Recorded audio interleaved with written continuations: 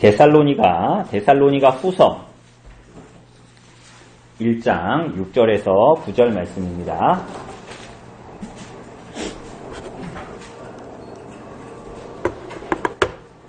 데살로니가 후서 1장 6절에서 9절까지의 말씀 제가 봉독해 드리도록 하겠습니다. 데살로니가 후서 1장 6절에서 9절입니다. 제가 읽어드리겠습니다. 너희로 환난을 받게 하는 자들에게는 환난으로 갚으시고 환난을 받는 너희에게는 우리와 함께 안식으로 갚으시는 것이 하나님의 공이시니 주 예수께서 자기의 능력의 천사들과 함께 하늘로부터 불꽃 가운데에 나타내실 때에 하나님을 모르는 자들과 우리 주 예수의 복음에 복종하지 않는 자들에게 형벌을 내리시리니 이런 자들은 주의 얼굴과 그의 힘의 영광을 떠나 영원한 멸망의 형벌을 받으리로다. 아멘. 예, 우리 오늘은 우리 하이델베르크 요리문답 52문답으로 우리 함께 말씀을 보도록 합시다. 예수 그리스도의 재림에 대한 내용입니다. 그래서 우리가 오늘 데살로니가 후서 1장 말씀을 보는 것처럼 오늘 데살로니가 후서는 굉장히 명백하게 이렇게 말하고 있습니다. 6절을 보면 너희로 환난을 받게 하는 자들에게 환난으로 하나님께서 갚으실 것이고 7절에 보면 믿음으로 말미암아 환난을 받는 너희에게는 우리와 함께 안식으로 갚으시는 것이 하나님의 공이다. 이렇게 얘기합니다. 그러면서 7절 하반절은 우리 예수께서 그래서 다시 재림하실 때 하나님을 모르는 자들과 예수의 복음에 복종하지 않는 자들에게는 형벌을 내리시고 그들은 영원한 멸망의 형벌을 받겠다라고 말씀하는 내용입니다. 자, 우리 오늘 하이델베르크 요리문답 우리 문답을 먼저 좀 하고 시작해 보도록 합시다.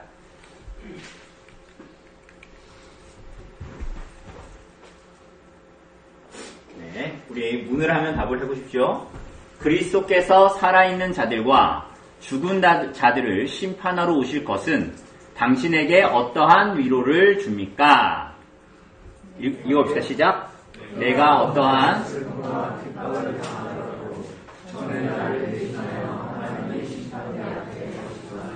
내게 임한 모든 저주를 제거하신 바로 그분이 심판자로서 하늘로부터 오시기를 머리들어 기다립니다.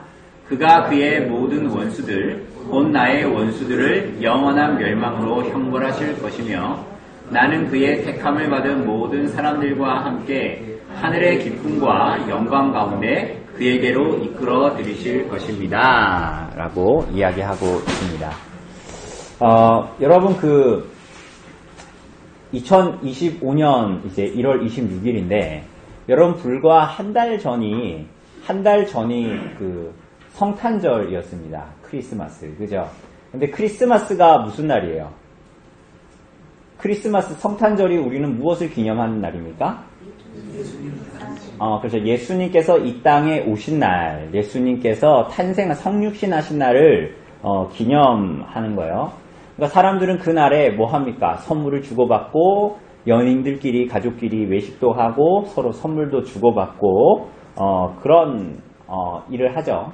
근데 이제 요즘에 들어서는 사람들이 우리가 그 교회 예수 믿는 사람들도 아닌데 왜 우리가 크리스마스를 이렇게 기념하고 같이 축하하고 왜 이럴까라는 약간 현타가 온 것 같아요. 그래서 여러분 뭐 이렇게 예를 들면은 어떤 커피 브랜드점 이런 데 보면은 대부분 크리스마스다 이래가지고 막 뭘 하고 기념품 같은 것도 만들고 막 컵에도 그런 것들을 새기고 하는데 지금 이제는 이제 그런 데서 크리스마스 이런 거를 다 이제 없애고 막 이렇게 뭐 해피 크리스마스가 아니라 그냥 해피 홀리데이 뭐 이런 식으로 사람들이 이렇게 만들어요.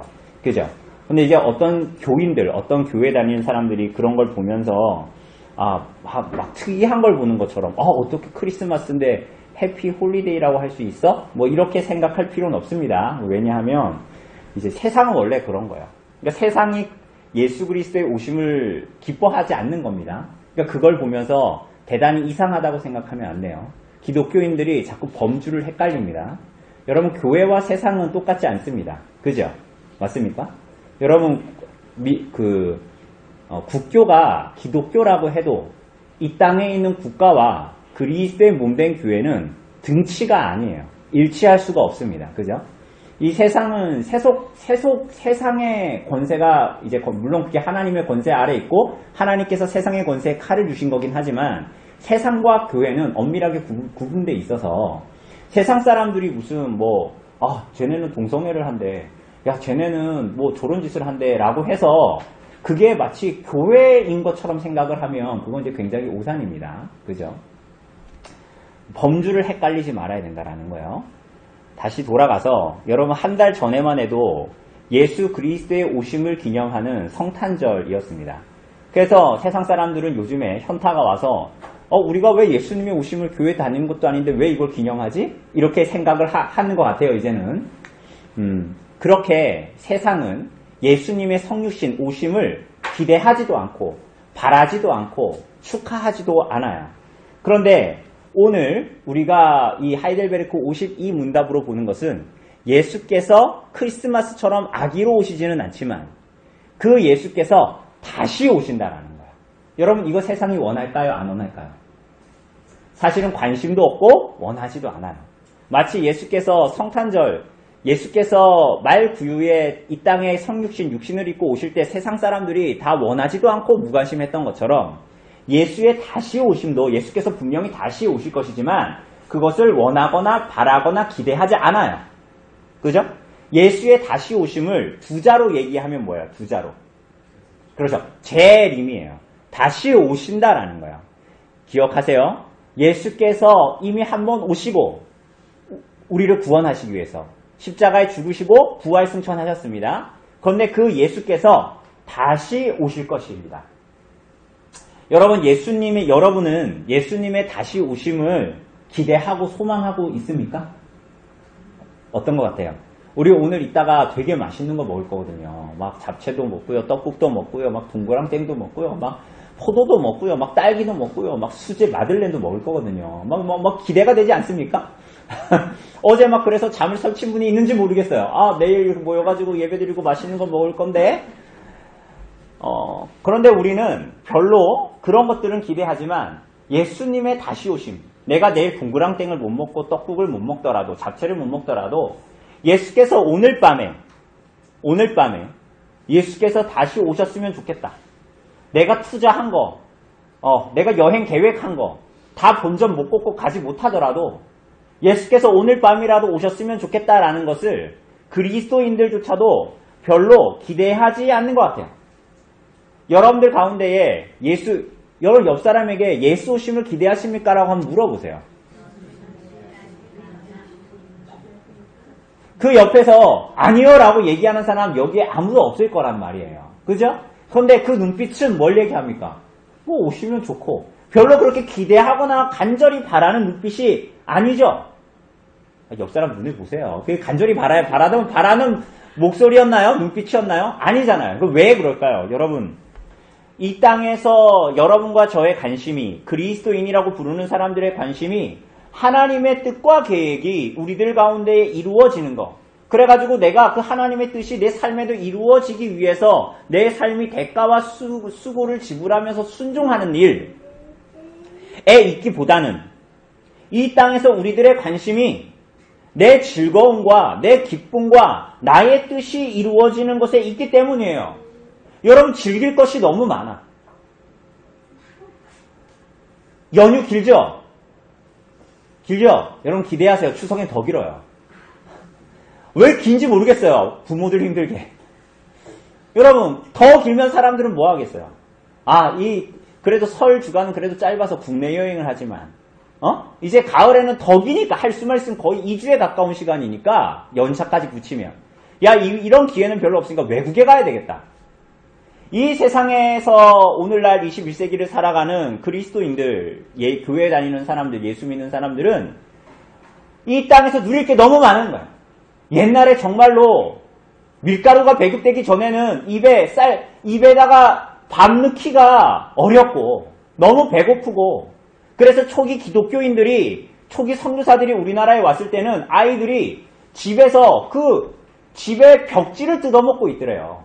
벽지라고 해서 지금처럼 좋은 벽지 아닐 거 아닙니까? 그 벽지를 너무 배고파서 뜯어먹고 있더래요. 지금도 보면은 아프리카 애들은 아프리카뿐만이 아니라 많은 국가의 애들은 막 여러분 유튜브나 온 TV에 보면 세이브 더 칠드런 이런 거 하면서 그 아이들이 뭘 먹냐면 나무에 붙어있는 흙을 먹어요. 그게 약간 진액이 묻어있으니까 달달한 거야. 근데 그 흙을 먹으면 사람이 건강이 어떻게 될까요?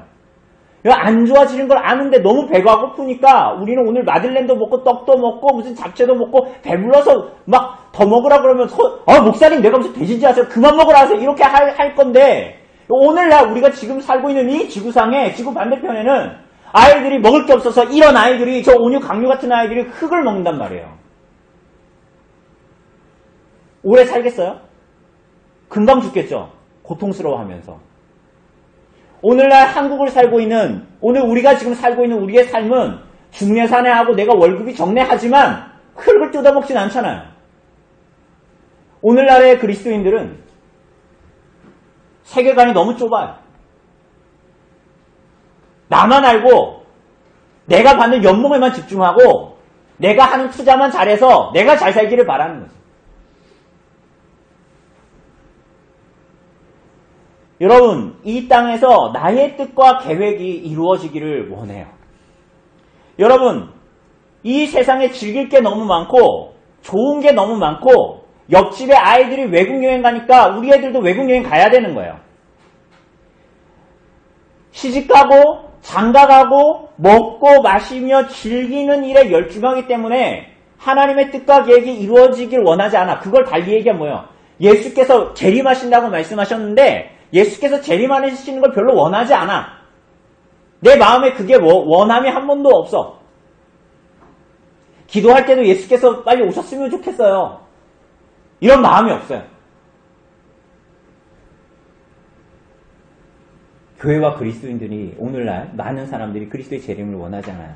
그래서 오늘 같은 재림의 설교를 가장 싫어하는 게 누구겠어요? 사탄이 제일 싫어해요. 사탄이 오늘 같은 설교 그냥 외적지근한 설교를 하는 설교는 그래 니네 설교해 아이고 대충 뭐 어줍지 않은 얘기 하는구나 라는 설교는 가만히 내버려 둘 거예요. 근데 오늘 같은 예수께서 재림하신다라는 설교를 사단은 너무너무 싫어해요. 왜 싫어할까요? 사단이 그래서 이 시간을 주목하고 있을 거예요. 여러분 왜 싫어할까요?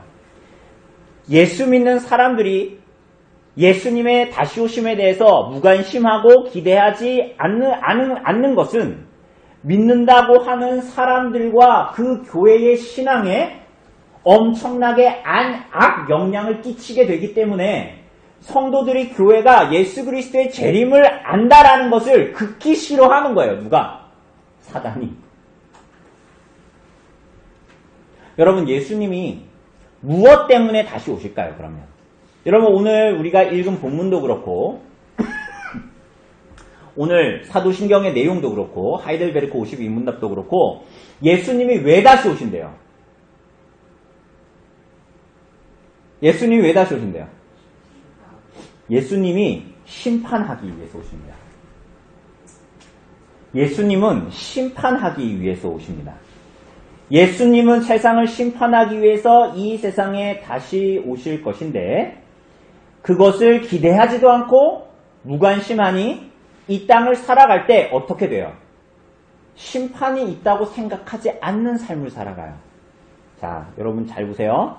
예수 그리스도의 재림에 대해서 무관심하고 그냥 관심 없어. 별로 소망하지 않는 그 생각은 어떻게 되냐면 여러분의 삶에 악 영향을 끼치는데 어떤 악 영향이냐면 하나님의 심판이 없는 것처럼 세상을 살아가요.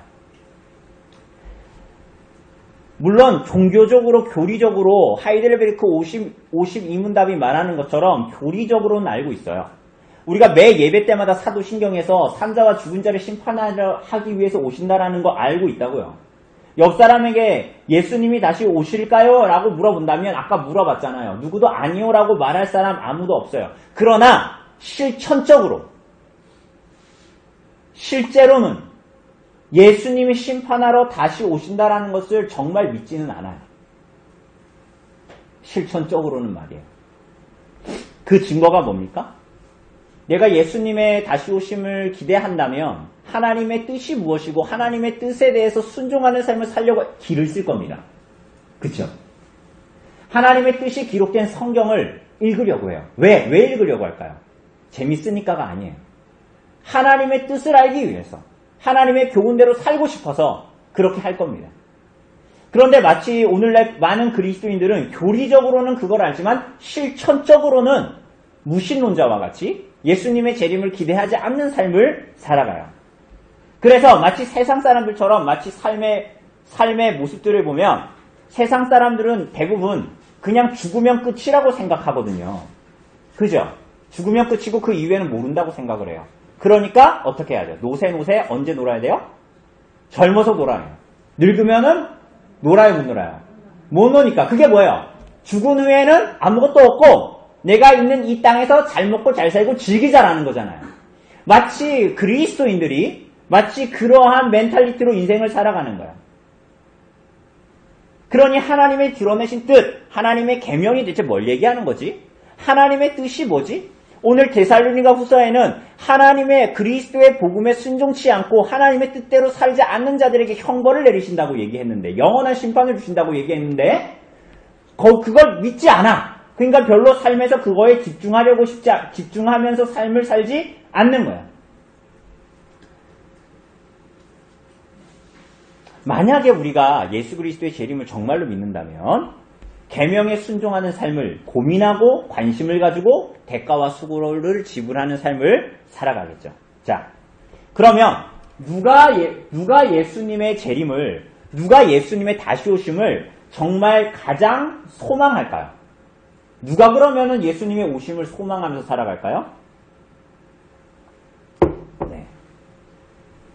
심판하러 오신다 얘기했으니까 이걸 반대로 얘기하면 뭡니까? 누가 가장 예수님의 재림을 소망할까요? 하나님의 심판을 소망하는 자예요. 자, 누가 예수님의 재림을 원한다고요? 소망한다고요? 예수 그리스도의 정의로운 심판을 소망하는 사람 말이에요. 자, 그러면 누가 예수님의 정의로운 심판을 소망할까요? 그리고 왜 하나님의 심판을 소망할까요? 이 세상을 보면 이 세상이 공의롭고 정의로워 보이지 않기 때문이에요. 이거를 여러분 달리 얘기하면 똑같은 말인데 이런 말이에요.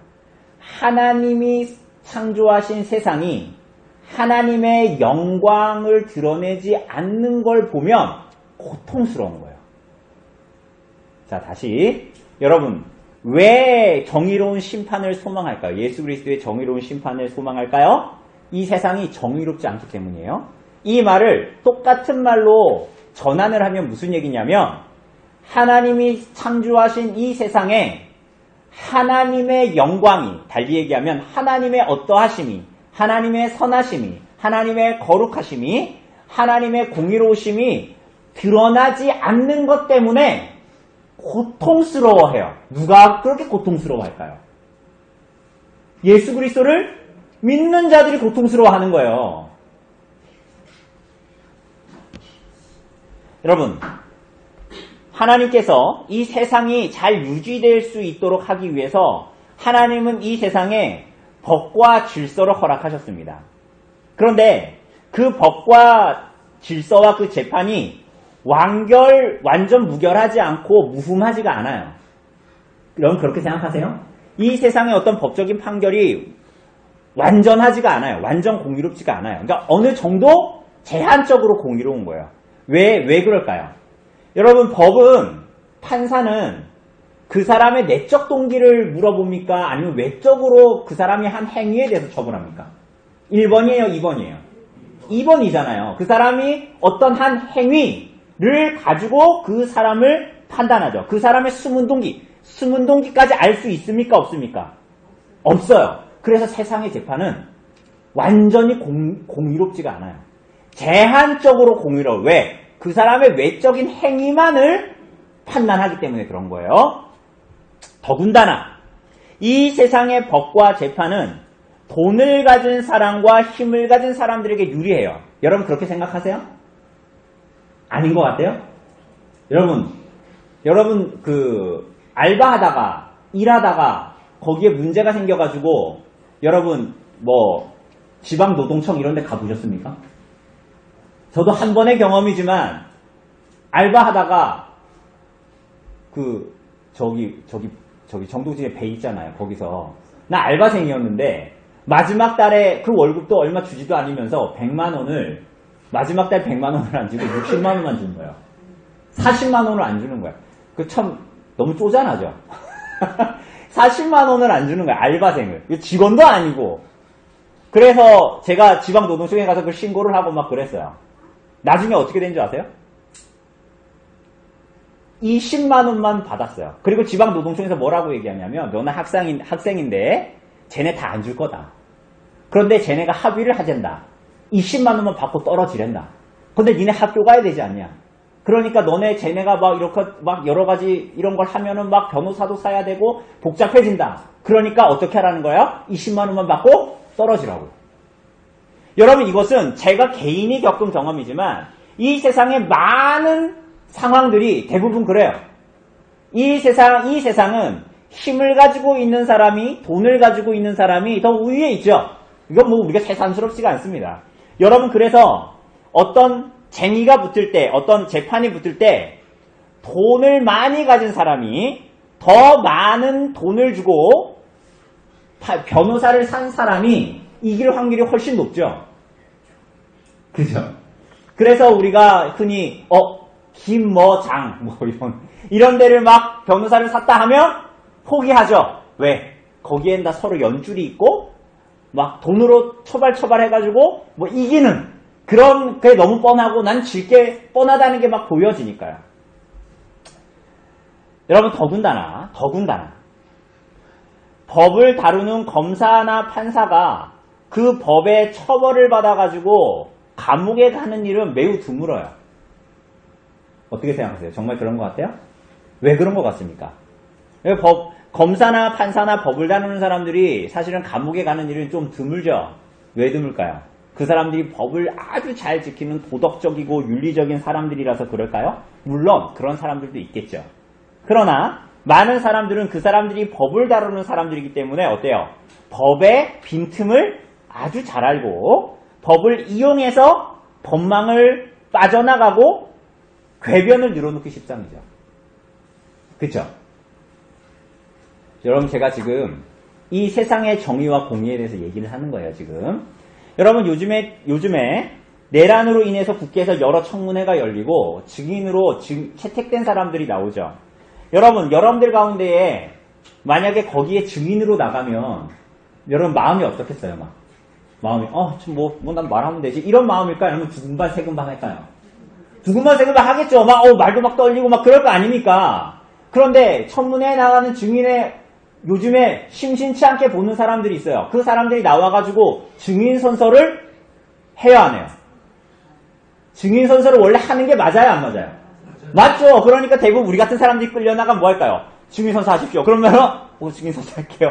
솔직하게 얘기할게요. 이렇게 할 거 아닙니까? 근데 요즘에 심심치 않게 나오는 그 사람들은 증인 선서를 어떻게 합니까? 거부해요. 왜요? 그 사람들은 법을 잘 아는 사람들이에요. 그래서 우리가 흔히 생각하는 법과 질서를 법을 이용해서 자신의 악한 양심을 감추고 제대로 된 판결을 받지 않으려고 하죠. 그죠? 그러니까 제가 지금 얘기하는 건 뭐냐면 이 세상의 법과 질서라는 것이 완전하지 않다는 거예요. 재판마저도 부분적으로 공의롭고 제한적으로 공의로워요. 왜? 겉으로 보이는 것만 판단하기 때문에 그런 거예요. 여러분 이 사람들은 그렇게 제대로 된 판결을 받지 않으려고 하죠. 어떻게든지 피하려고 하고. 왜냐하면 그 사람들은 산자와 죽은 자를 심판하러 오실 예수 그리스도, 그분이 완전한 정의로운 심판을 하실 것, 그래서 그 판결로 말미암아서 영원한 형벌 가운데에 영원한 고통에 집어넣을 것을 믿지 않기 때문에 악을 행하면서도 회개하지 않아요. 자기 양심을 속여가면서 그들의 죄로 말미암아 고통하는 사람들을 더 고통스럽게 하고 사회의 법 질서를 훼손시키기도 하고 세상을 망가뜨리기도 하고, 그래서 사람들이 그걸 보면서 역시 법을 안 지키면서 살아갔대. 법을 안 지키고 돈이나 법과 관련된 힘만 가지고 있으면 내가 아는 사람 검사나 이런 권력만 가지고 있으면 법 같은 거 안 지켜도 돼 라는 생각을 우리 아이들이 보면서 누구도 그렇게 말하지 않지만 그걸 보면서 어른들이 하는 그런 일들을 보면서 그렇게 생각하면서 인생을 살아가는 거야. 그러면 나중에 이 아이들이 성인이 되면 어떻게 될까요? 사회에 나가면 그런 생각을 하는 사람들이 수두룩 빽빽이 되는 거야. 그럼 세상의 법과 질서가 유지될 수가 없고 어떻게 해서든 돈의 힘으로 사람들을 억누르고 힘으로 억누르면 된다라는 생각을 하는 사람들이 많아지는 거예요. 여러분, 그런 사람들이 세상에 많아요. 지금도 많아요. 여러분, 한국에만 많을까요? 여러분, 온 세상에 많아요. 온 세상에. 그러나 이 가운데 이 세상이 그런 사람들이 많아요. 대부분이 그래요, 여러분. 여러분 안 그래요? 여러분 대부분이 그래요. 이걸 제가 우리 세상은 우리 아이들이 있으니까 세상은 얘들은 아름다운 거야. 꽃동산 같은 거고 에덴동산 같은 거야. 여러분 그렇지 않아요. 죄로 말미암아 타락한 이 세상은 절대로 그렇지가 않단 말이에요. 그런데 이 가운데에 누가 있는 거예요? 교회가 있고 하나님의 백성들이 있는 거예요. 여러분과 제가 있는 거예요. 그러면 이 하나님의 백성들은 어떻게 살까요? 여러분 어떻게 살 것 같아요? 쟤네들이 세상에서 악을 행하니까 나도 악을 행하면서 살아야지. 쟤네 악을 행하면서 악을 행해가지고 돈을 더 잘 보고 더 잘 사니까 나도 그러면 똑같이 흑화돼가지고 똑같이 악으로 보복을 하거나 똑같이 돈으로 눌러버리거나 내가 힘으로 억제해야지. 정의와 불의 이런 판단이 아니라 힘으로 눌려가지고 내가 이기는 삶을 살아야지. 이렇게 생각을 할까요? 어때요? 여러분 그렇게 살아요? 제가 중학교 때 교회 안 다녔습니다. 중학교 때 저는 그때도 아주 까탈스러워가지고 중학교 때 학교에 가면 반에 가면은 물을 다 떠나요. 옛날 지금처럼 정수기는 아니지만 당번이 물 떠나요. 주전자에다가. 그럼 물 따라 마시라고 시원한 거 해놓는단 말이에요. 근데 저는 그게 너무 비위생적으로 생각이 들었어요.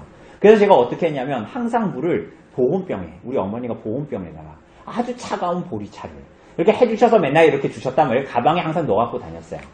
그런데 어떤 애가 제가 전에도 말씀드린 것 같은데 막 어떤 등치 큰 애가 우리 반에 큰 애가 막 뛰어놀고 땀을 뻘뻘뻘 흘리고 여름에 그리고 나서 물이 당번이 주전자에 떠놓은 물이 시원하지 않으니까 저 조성용이라는 저 놈은 집에서 맨날 차가운 보온병에다가 물을 시원한 걸 떠오는 걸 아는 거예요. 그래가지고 제가 없을 때마다 그 자리에 와서 가방에서 그 물을 빼먹고 벌컥벌컥 먹는 거예요. 그래서 저는 모르지. 그리고 나는 더우니까 난 찬물 먹어야지. 뚜껑을 열면 물이 한 반밖에 없는 거지. 아예 없거나. 제가 어떻겠습니까? 열이 받을까요? 안 열받을까요? 누군지 알아. 심적으로는 누군지 알아. 그리고 거의 빼박 증거로 알아. 얘기를 해도 근데 걔는 안 들어. 이렇게 이제 뻔뻔스럽게 하는 거예요. 그래서 제가 어떻게 했다 그랬어요? 거기다 설사약을 탔어요. 그래가지고 거기다가 찬물에 설사약을 타가지고 딱 가방에 놔뒀어요. 그 이후에 어떻게 됐는지는 여러분들 상상에 맡기겠습니다. 제가 그런 사람이었단 말이에요. 예수 믿기 전에. 그렇게 하란 얘기가 아니에요. 그러니까 여러분 이 얘기를 들으면 여러분 이렇게 생각하면 안 돼요. 그러면 예수 믿는 사람은 그러면은 그 친구에 대해서 아무 말도 하지 말아야 되나?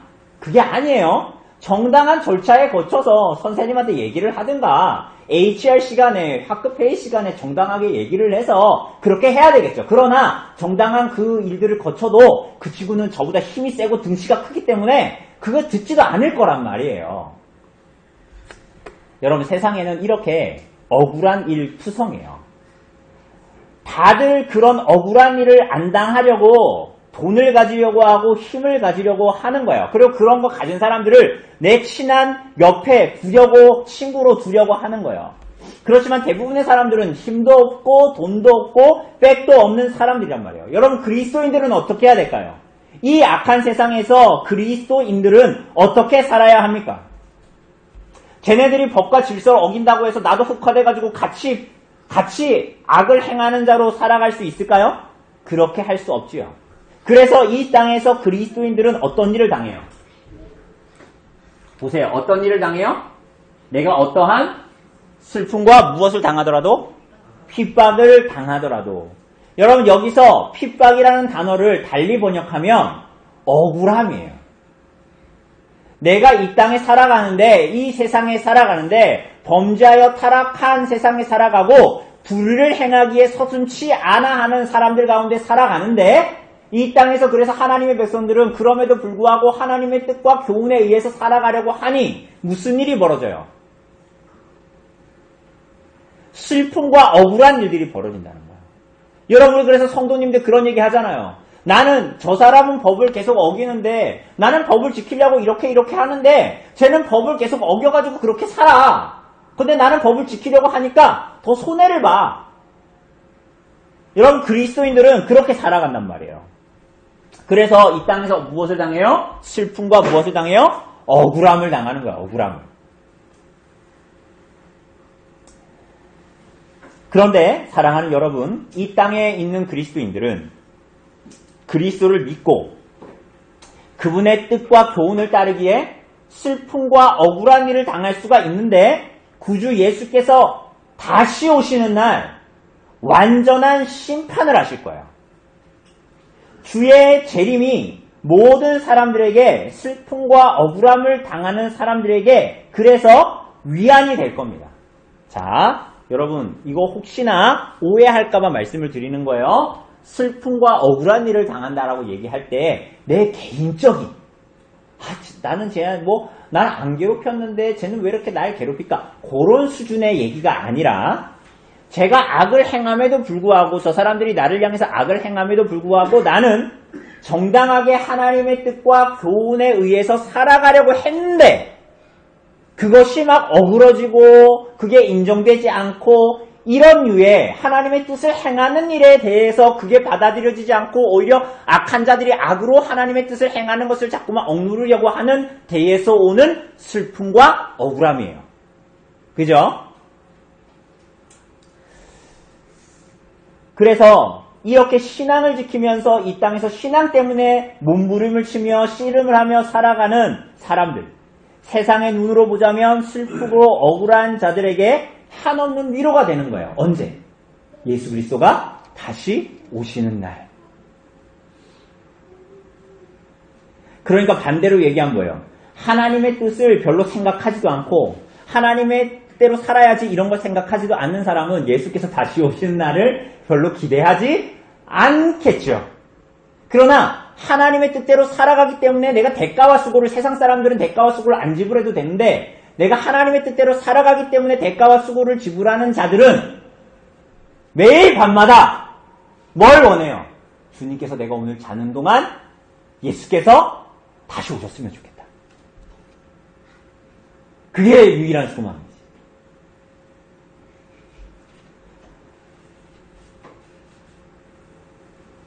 여러분, 세상 사람들은 악을 행하던 사람들이 죽으면 전두환 같은 사람이 악을 저지르고 수많은 광주에 있는 사람들을 죽이고 자기는 발포명령 안 했다고 끝까지 발뺌하다가 잘 살다가 자연사에서 죽으면, 살아있을 때도 욕하지만 그래도 죽으면 사람들은 에휴, 죽은 사람 죽었으면 끝이지 뭐, 죽으면 뭐하나.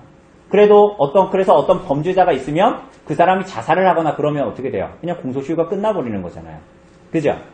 그런데 그래서 사람들은 죽으면 끝이라고 생각을 해요. 그러나 그리스도인들은 알아요. 뭘 알아요? 그 죽음이 심판의 시작이라는 걸 알아요. 다시 한번 얘기합니다. 악을 행한 자가 회개하지 않고 죽으면 세상 사람들은 에이, 죽었구나, 죽었으면 끝이다 라고 생각할 수 있지만, 여러분, 죽음은, 이 땅에서의 사람의 죽음은 예비적인 심판일 뿐이에요. 이 땅에서 모든 사람이 죽을 때 그것은 예비적인 심판을 받을 뿐이에요. 그 이후에는 무엇이 있습니까? 마지막이 되는 무시무시한 최종적인 심판이 있어요. 여러분 잘 들으세요. 그 죽음 이후에는 다른 기회가 없어요. 여러분 지금 여러분과 제가 살고 있죠? 세상 사람들, 여러분 가족들, 안 믿는 사람들 설날에도 만날 거 아닙니까? 맞습니까? 여러분의 자녀들도 있고 여러분의 친척들도 있고 형제들도 있을 거예요. 그런데 그 사람들에게는 이 땅에서 살아 숨쉬는 동안만 기회가 있어요. 그 사람이 갑자기 사고로 죽든 그 사람이 갑자기 병으로 죽어도 죽은 이후에 그 사람에게는 세컨 찬스는 없어요. 아예. 그래서 그 사람의 죽음은 영원한 심판의 시작일 뿐이에요. 그리스도인들이 안 믿는 자기 친인척이 죽었을 때 우는 것은 그런 의미일 뿐이에요. 그에게 떨어지는 마지막 심판은 정말 마지막이에요. 변호의 기회마저 없습니다. 여러분, 왜 변호의 기회가 없을까요? 죽은 다음에 예수 그리스도의 영원한 심판 가운데 나아가면 여러분들 최후변론 이런 거 없어요. 왜 없을까요? 여러분, 요즘에 막 헌재 막 가가지고 막 윤석열이랑 뭐 되도 안 되는 말을 막 하지 않습니까? 그런데 그렇게 해도 기세등등했던 그 사람도 헌재 재판관 앞에서는 너 말 똑바로 해, 궤변이야 이렇게 얘기하면 그렇지 않아요! 막 이렇게 예전처럼 삿대질하면서 막 그래요? 그러던가요? 아무 말 못하죠. 여러분, 인간 재판장 앞에서도 그래요. 여러분, 완전한 재판장, 완전한 공의를 심판하실 예수 그리스도 앞에는 아무 말을 못해요. 왜 아무 말 못할까요? 그분 앞에는 외적인 행위만 드러나는 게 아니라 만물이 벌거벗은 것 같이 드러나기 때문에. 그 악인들이 이 땅에서 살아갈 때 어떻게 해요? 자기가 좀 명피하려고 어떻게 합니까? 자기 숨은 의도, 계획, 동기 이런 거 다 감추죠? 의원을 끌어내라고 한 게 아니라 요원을 끌어내라고 했습니다. 그럼 말도 안 되는 얘기 막 하잖아요. 악한 의도를 감추려고 하죠. 그죠? 그럴싸하게 궤변을 얘기하면서 포장하죠. 그런데 최후의 완전한 심판자이신 그리스도 앞에 그게 먹힐까요? 안 먹힐까요? 변론을 못해요. 왜냐하면 그분은 모든 걸 알고 있기 때문에. 여러분, 지금 불꽃 같은 눈으로 온 세상의 모든 사람들의 양심을 꿰뚫어 보고 계십니다. 여러분의 마음도 마찬가지예요. 그래서 문답을 보면 그가 그의 모든 원수들, 나의 모든 원수들을 여기에 보면 모든 원수들을 어떻게 나의 모든 원수, 그가 그의 모든 원수가 곧 누구의 원수예요? 나의 원수. 여러분, 이런 거 원수를 얘기할 때 말 안 듣는 남편 이런 거 얘기하는 거 아니에요. 그리스도의 원수가 그리스도와 연합된 우리의 원수라는 거예요. 왜? 그들은 하나님의 뜻을 하찮게 여기니까요. 불의를 행하니까. 그 사람들을 어떻게 하실 거라고요? 영원한 멸망으로 뭐 하실 거라고요? 형벌하실 거라고. 이거 쉽게 얘기하면 어떻게 하냐면 던져버린다라는 거예요. 이게 던져버린다는 표현이에요. 자, 여러분 들어보세요. 모든 악한 자들을 하나님 예수 그리스도께서는 던져버리십니다. 어디에 던져버리세요? 영원한 저주의 불구덩이에 던져버리십니다. 그래서 마태복음에서 예수께서 말씀하신 대로 저주를 받을 자들아 나를 떠나 마귀와 그 사자들을 위하여 예비된 영원한 불에 들어가라 이렇게 말씀하시는 거예요. 여러분, 그래서 영원한 불과 어둠으로 들어가서 영원한 고통을 맛볼 겁니다. 여러분 잘 들으세요. 하나님과 예수 그리스도의 복음을 거부하고 거역한 사람들은 영원한 불에 던져져요. 하나님의 뜻을 정면으로 거역하며 대적하며 불의를 행하며 악을 행하는 사람들, 적당하게 사람들에겐 궤변으로 그 시기를 넘어갈 수 있지만 오히려 그것은 그에게 독이 되어 영원한 형벌 가운데 들어가요. 그래서 성경은 지옥을 얘기할 때 두 가지로 표현합니다. 불과 뭐예요? 어둠입니다. 불은 뭡니까? 그 사람이 육체적으로 어떤 고통을 당할지를 보여주는 것입니다. 불의 화상을 보면 너무나 고통스럽죠. 화상이 치유돼도 끔찍한 후유증을 경험하게 되죠. 그런데 그 육체는 어떻게 된다고요? 여러분 영혼만 지옥에 가는 게 아니잖아요. 그 육체가 영원한 불에서 영원한 고통을 받게 된다고요. 그 고통이 끝나요? 안 끝나요? 안 끝나요. 여러분 지금도 만약에 불에 어떤 사람을 세워놓는다고 하면 그 사람이 너무나 고통스러워 하겠죠. 그런데 그 고통은 1시간 안쪽으로 끝날 거예요. 그런데 이 지옥의 고통은 영원한 형벌이라 그 육체의 고통은 영원히 불에 타는 고통으로 비유되는 거예요. 비유되는 거.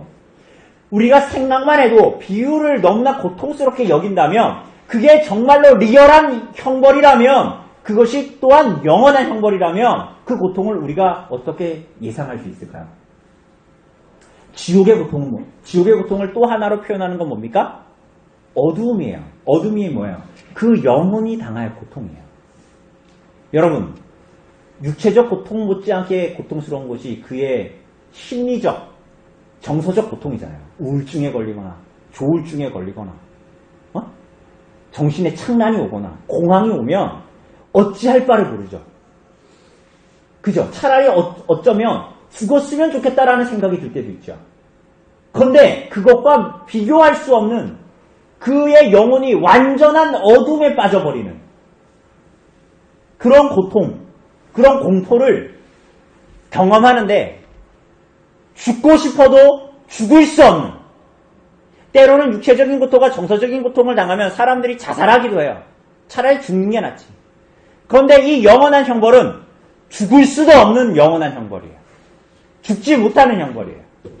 여러분 상상만 해도 끔찍하죠.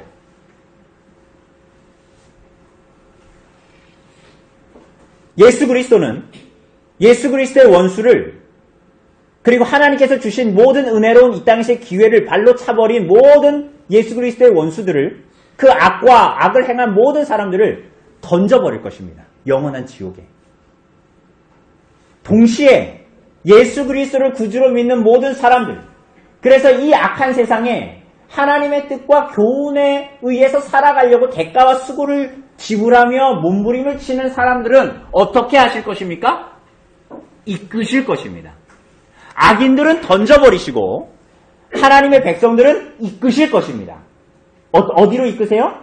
영원한 그분의 나라의 기쁨과 영광으로 이끄실 것입니다.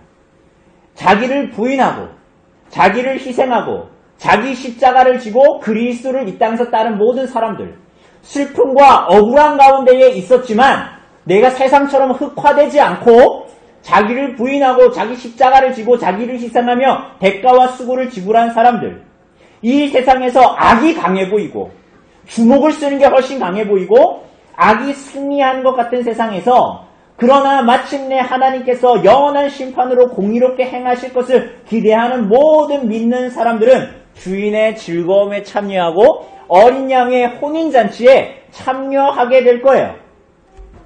그래서 하나님의 백성들, 여러분과 제가 이 땅에서 살아가면서 악인과 의인이 섞여 있는 세상, 양과 염소가 섞여 있는 이 세상에 사느라고 마치 소돔과 고모라에 있었던 롯과 같이 의로운 심령이 상하면서 주님의 오심을 기대했던 모든 사람들이 흑화되지 않으려고 힘쓰며 말씀에 순종하는 삶을 살아가며 슬픔과 억울함과 많은 고통이 있었던 하나님의 백성들을 악인과 완전히 분리시키실 것입니다.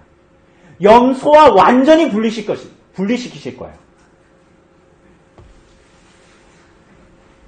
여러분, 그런데 여러분, 그래서 그리스도께서 심판자로 오시는 그날, 재림하시는 그날에 하나님의 백성들은 그 심판의 좌석에 앉아있는 그 그리스도가 나의 구원자요, 나의 주님이시요, 나의 구주이시라는 것을 알아볼 거예요.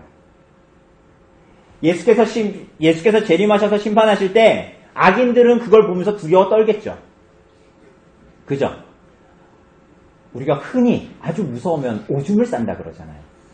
오줌을 질질 싸는 것과 비할 수 없는 공포에 모든 악인들이 처하게 될 거예요. 그것과 비할 수 없는. 그런데 그래서 복음서에 보면 뭐라 그래요? 산들아 내 위에 무너져라 그러잖아요. 산들이 무너지면 사람이 어떻게 돼요?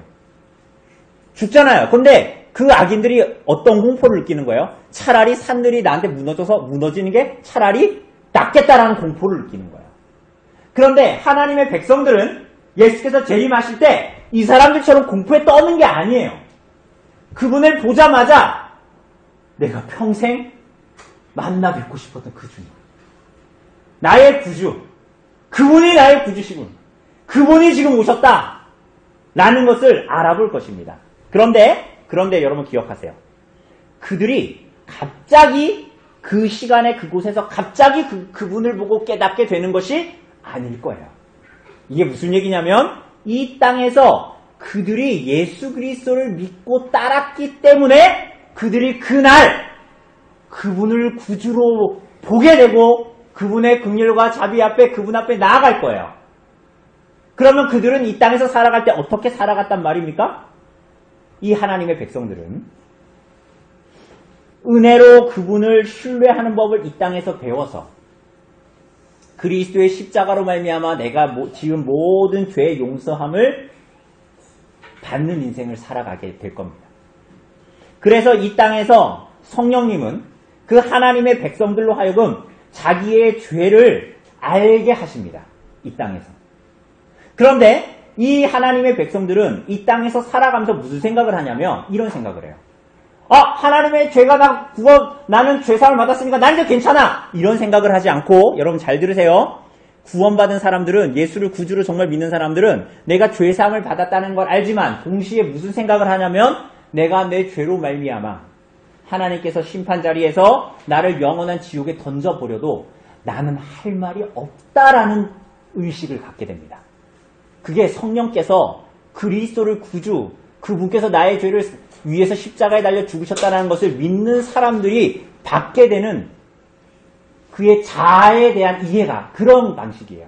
나를 하나님께서 구원하지 않아도 이게 뭐예요? 죄를 인정하게 돼요. 악인들은 죄를 인정해야 안 해요? 안 하죠. 하나님의 백성들은 놀랍게 나를 하나님께서 지옥에 쳐넣어도 나는 할 말이 없는 죄인이라는 것을 알게 됩니다. 그러나 성령님은 또한 그렇게 자신을 정죄하는 죄인들에게 그들을 대신해 하나님의 심판대 앞에 서신 그리스도가 누군지를 보여줍니다. 성령님께서. 지난 목요일날 봤던 마태복음 26장에 나오는 산헤드린 앞에서 서신 예수 그리스도, 사형 선고 앞에 속죄양이 되셔서 침묵하시고 죽임을 당하신 예수 그리스도를 이 땅에서 하나님의 백성들에게 보여주십니다. 그래서 그리스도께서 그 무시무시한 법정에서 정죄를 받으셨기 때문에 그분을 영접하여 성령으로 거듭난 사람들은 그 심판대의 자리 앞에서 내가 죄없다 함을 받을 것이라는 것을 아는 거예요. 그 자리에서 악인들처럼 두려워 떠는 게 아니라 그분이 내 구주시구나라는 것 때문에 기쁜 거예요. 근데 그것을 그 자리에서만 아는 게 아니라 이 땅에서 이미 사실 죄 용서함을 받았다라는 것을 알고 이 땅에서 그리스도를 바라보면서 살아가는 자들이 예수께서 재림하실 때 그분을 심판자가 아니라 나의 구주로 보게 된다는 거예요. 죽어봐야 아는 게 아니에요. 여러분, 제가 지난주에 어제 팀켈러 목사님의 그 지혜에 대한 얘기를, 거기에 팀켈러 목사님이 뭐라 그래요? 갑자기 어느 순간 지혜로워지는 게 아니에요. 하나님의 말씀 앞에 지혜를 갈고 닦고 그분이 누군지를 계속적으로 보아야 어느 순간 닥칠 선택과 판단에서 지혜로운 판단을 할 수 있는 것처럼, 내가 이 땅에서 그분을 구주로 섬기지 않는데, 그리고 그런 삶을 살지 않는데 어느 심판의 날에 갑자기 그분이 구주십니다. 그런 일은 없어요. 그래서 그들에게 주님께서 뭐라 그러실 거예요? 저주를 받은 자들아, 나를 떠나 마귀와 그 사자들을 위하여 준비된 영원한 심판에 들어가라 라고 말씀하실 거라는 거예요. 여러분, 말씀을 마치려고 합니다. 여러분, 때가 멀지 않았어요. 여러분, 그리스도께서 오십니다. 벌써 2025년이에요. 예수께서 오신 후에 2025년 동안 그리스도께서 기회를 주시고 있는 거예요. 죄인들에게. 자기 백성들을 부르고 계세요. 여러분, 이게 뭘 얘기하겠어요? 예수 그리스도의 자비와 긍휼이 자기 백성을 긍휼로 모으시는 2025년의 긴 시간이었다면 예수께서 더디 오시는 게 아니라 그분의 인자와 자비가 지금 베풀어지고 있다면, 여러분, 반대로 그분의 공의와 정의는 대체 무엇이겠어요? 그분이 그 기회와 모든 은혜와 긍휼을 차버린 자들에게 하나님께서 준비하신 영원한 형벌이라는 것은 대체 무엇이겠어요? 여러분, 주님께서 말씀하셨어요. 내가 속히 오리라. 성경의 마지막 장에 반복적으로 말씀하셨어요. 뭐라고요? 내가 속히 오리라. 내가 마침내 와서 모든 사람들이 행한 대로 갚아주겠다. 구주를 예수 그리스도로 영접하고 참된 믿음으로 그분을 바라보는 자들만이 어떤 죄인도 말하지 못하는 말을 하게 될 거예요. 그날. 그리고 지금도. 무슨 말이야? 계시록 22장의 마지막에 나온 것처럼 아멘, 주 예수여 어서 오시옵소서. 여러분, 여러분의 소망이 그것이어야 해요. 아멘, 주 예수여 어서 오시옵소서. 온 세상이, 하나님께서 창조하신 온 세상이 하나님께 영광을 돌려야 하고 하나님의 선하심을 드러내야 하는 온 세상이 이렇게 망가져서 하나님을 모욕하고 하나님께 속하지 않은 불의를 드러내는 이때에 아멘 주 예수여 어서 오시옵소서. 그렇게 고백하는 자들만이 그리스도가 다시 오심을 기다릴 수 있을 것입니다. 여러분, 그때까지 눈물 골짜기 같은 이 세상에서 때로는 슬픔과 억가를 당하면서 그리스도를 따르는 일에 대가와 수고를 지불하겠지만 주님께서 볼지어다 내가 세상 끝날까지 너희와 함께 있을 것이다 라고 주님께서 약속하셨습니다. 여러분, 그 약속을 붙들고 이 땅에서 그리스도를 향한 소망으로 살아가시기를 바랍니다. 그러므로 악인이 득세하는 것 같고 의와 영광이 세상에 없는 것 같고 죄가 승리하는 것 같은 세상에서 믿음의 인내로 그리스도의 다시 오심을 기대하면서 이 땅을 살아가시기를 바랍니다. 여러분, 그리스도께서 오십니다. 언제 오시고 있습니까? 언제 오실까요? 2025년이 지나도록 아직 안 오셨는데요. 예수께서 언제 오실까요? 여러분, 지금 오시고 계십니다. 여러분, 지금 오시고 계세요. 여러분, 당신의 교회로 자기 백성들을 오늘 선포되어지는 복음의 설교를 통해서 오늘 복음의 설교가 선포되어질 때 그분은 또 오시고 계십니다.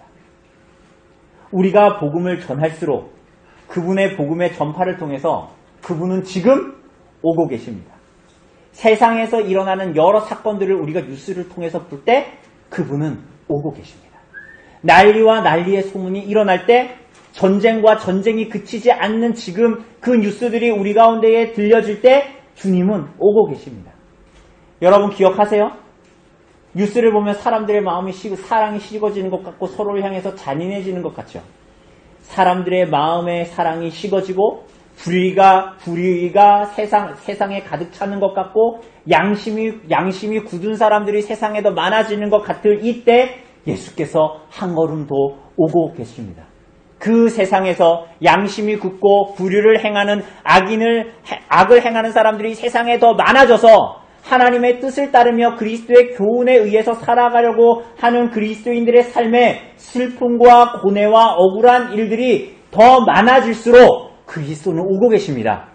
그리스도의 교회에 그리스도의 남은 고난을 우리들의 육체에 채워가는 일들이 점점 찾으면 찾을수록 슬픔과 억울함이 하나님의 뜻을 따라서 살려는 사람들의 삶에, 그리스도인들의 삶에, 교회의 삶에 혀를 끌끌 차는 그 일들이 많아지면 많아질수록 그리스도는 오고 계시는 거예요.